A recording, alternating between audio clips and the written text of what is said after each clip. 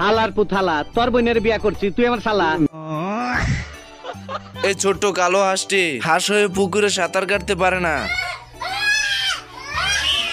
বেকার है भैया, मैं तो टूट गया। সাঁতার না জানার দুঃখে জঙ্গলে এসে হাঁসটি বসে বসে কাঁদতে থাকে। তা দেখে জঙ্গলের প্রাণীরা এসে বলে, বাইক না তোমার বডির এই অবস্থা কে? সুইমিং লাও নাকি?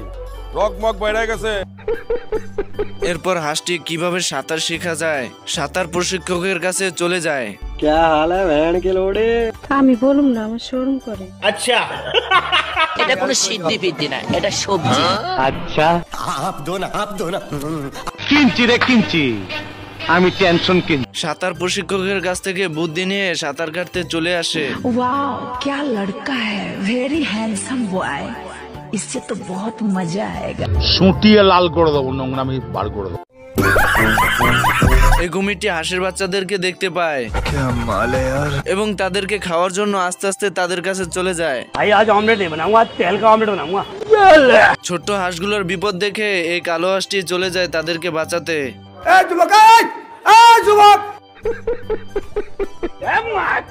কুমিরটি হাঁসটিকে দেখে ফেলে এবং লেজ দিয়ে বাড়ি মেরে তার মুখের ভিতর ভরে নেয়, কিন্তু বেশিক্ষণ রাখতে পারে না কারণ হাঁসটি দাঁত ভেঙে বেরিয়ে আসে। তোরা কে কোনা আমার বাসা, আমার বোর কাপড় পরছে আমার শাশুড়ি, আমি জানতাম না।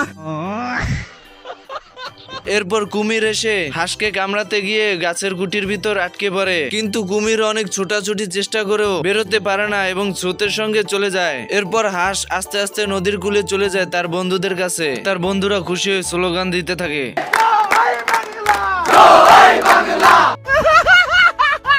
বন্ধুরা, ভিডিওটি ভালো লাগলে অবশ্যই লাইক এন্ড কমেন্ট করে জানাবেন। আপনাদের ভালোবাসায় আমাকে ভিডিও বানাতে উৎসাহিত করে।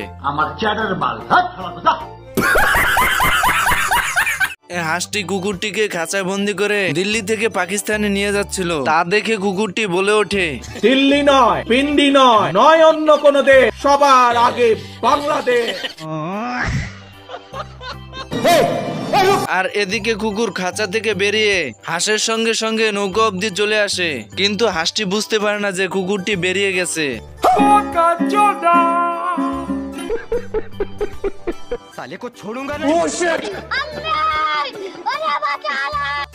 আরে এমালে তো কুকুর হয়ে বাদরের মতন গাছে গাছে ঝুলছে। सब क्या देखना पड़ रहा है?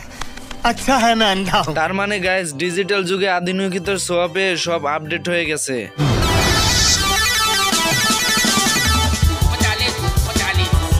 हेकर है भाई, हेकर है। हाँ हाँ हाँ